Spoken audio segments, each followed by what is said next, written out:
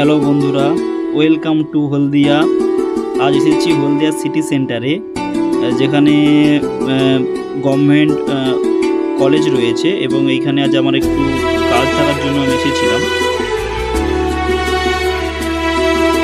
এখন বাড়ির পথে রওনা হচ্ছি।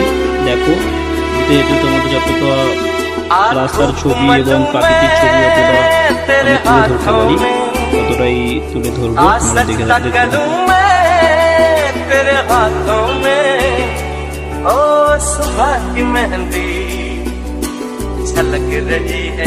आजा आजा माहिया, ओ आजा माहिया। अगर तुम मिल जाओ जमाना छोड़ देंगे हम।